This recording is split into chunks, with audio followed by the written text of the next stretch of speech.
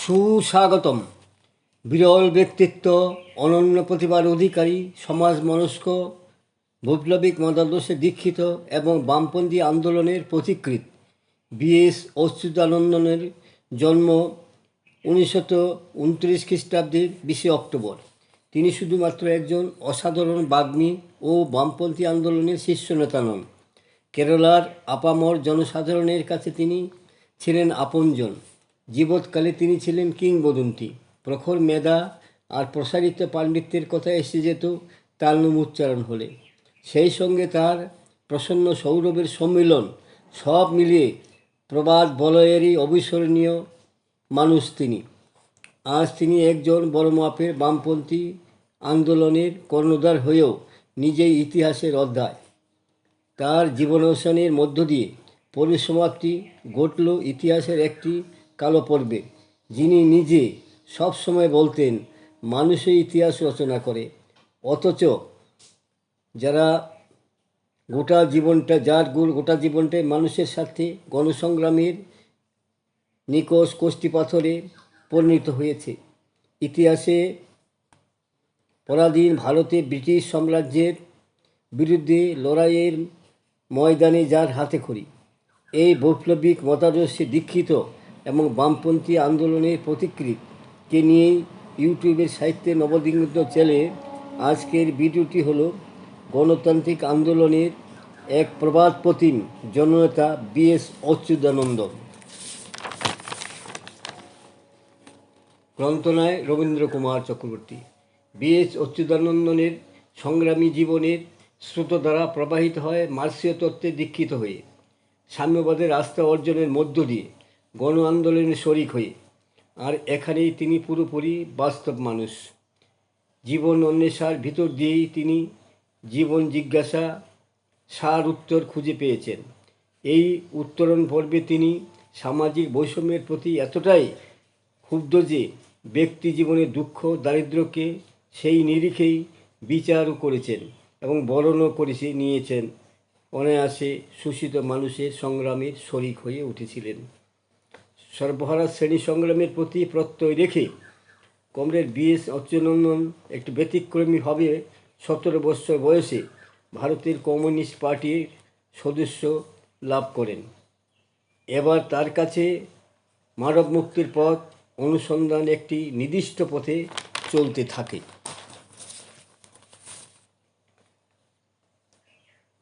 নবীন প্রজন্মের কাছে বি.এস.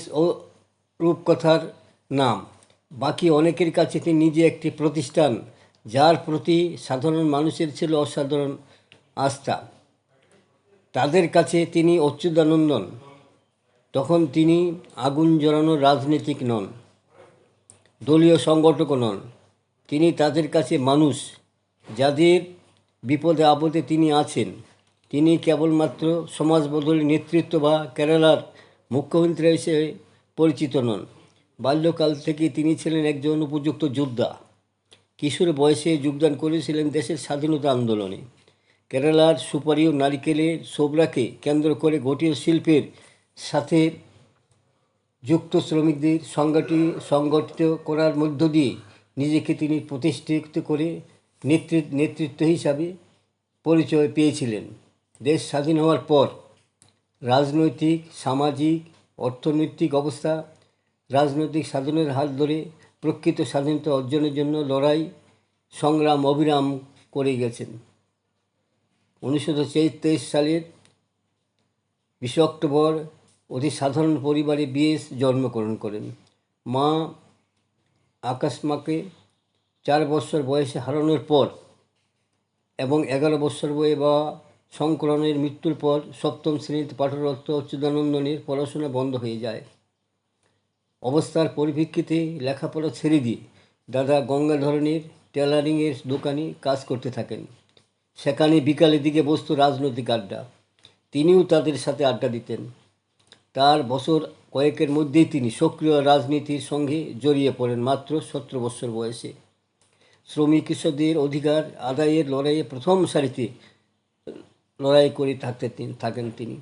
পুলিশের নির্মম অত্যাচার সহ্য করেছেন। মহিলাদের অধিকার প্রশ্নে সবসময় আপোষহীন থেকেছেন তিনি। জরুরি অবস্থার সময়ে 21 মাস জেল খাটা অচ্যুতানন্দন হচ্ছেন সেই নেতা যিনি প্রতি পদে লড়াই করে শুধু আসেননি। ফর্মাল এডুকেশন না থাকলেও সাধারণ মন বুঝে নেতৃত্ব দিতে সক্ষম তা প্রমাণ করতে পেরেছিলেন তিনি। তার দীর্ঘ সমাজতান্ত্রিক আন্দোলনের জীবনে নানা ধাপে বিএসকে তৃণমূল স্তরের কর্মীদের সংগঠক থেকে ইলেকশন ম্যানেজার, বিপ্লবী হিসাবে আত্মগোপন থেকে সিভিল সোসাইটির বিবেক হয়ে ওঠা, সফল ক্রাউড পুলার থেকে দুর্নীতি বিরোধী ক্রুসেডার, গ্রিন মুভমেন্ট থেকে জনস্বার্থ মামলাকারী রূপে তাকে দেখা গিয়েছে। স্বাধীনতার ঠিক আগে কেরলে পুন্নাপা বাইলারের কৃষক অধ্যুখানের অন্যতম নেতা ছিলেন বিএস। সংগঠক হিসাবে তিনি নিবেদিত, তার প্রাণ ছিল। প্রশাসক হিসেবে দক্ষ, বিএসের গোটা জীবনই এক বিশাল অনুপ্রেরণা শিক্ষা সংগ্রহশালা। 1965 থেকে 1916 সাল পর্যন্ত 10 বার নির্বাচনে ভারতের দক্ষিণে কেরল রাজ্য থেকে তিনি মুখ্যমন্ত্রী হয়েছিলেন। 7 বার জয়ী এবং 3 বার পরাজিত হন তিনি। 1965 খ্রিস্টাব্দে প্রথমবার নির্বাচনে প্রতিদ্বন্দ্বিতা করে তিনি পরাজিত হন। শেষবার 1916 সালে তিনি মালমপুরা কেন্দ্র থেকে জয়ী হয়েছিলেন।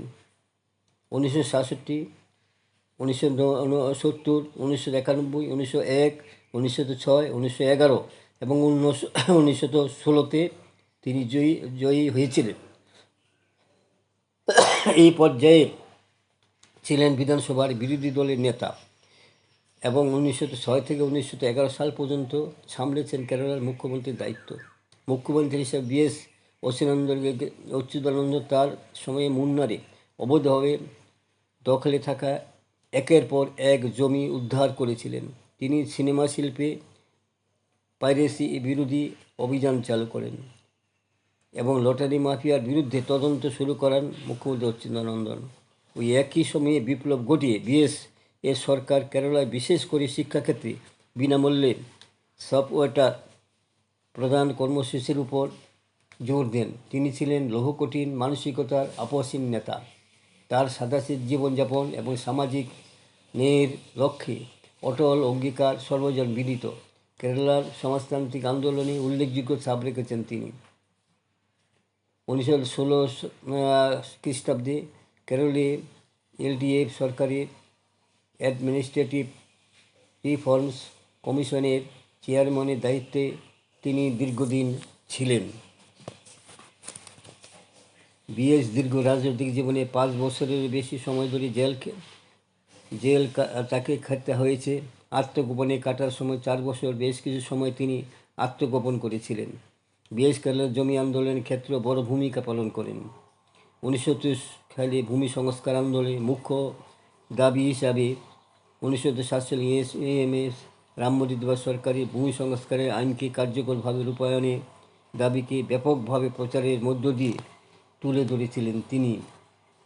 কমরেড বিএস নিঃস্ব পরিবারের সন্তান হয়ে একজন সাধারণ শ্রমিক থেকে শ্রমিক নেতা, খ্যাতমজুর আন্দোলনের নেতার সিঁড়ি বেয়ে কেরালার আমজনতার নেতা হয়ে ওঠার কাহিনী ভারতের আন্দোলন সংগ্রামের ইতিহাসে এক বিরল ঘটনা। বিএস অচ্যুতানন্দন ছিলেন কেরালার রাজনৈতিক ইতিহাসে এক মহারহস্যম ব্যক্তিত্ব। বন্ধুগণ, আমার এই সংক্ষিপ্ত ভিডিওখানি এখানে শেষ হলো। যদি আপনাদের মনোপুত হয় তবে সাবস্ক্রাইব, শেয়ার এবং লাইক করতে ভুলবেন না যেন।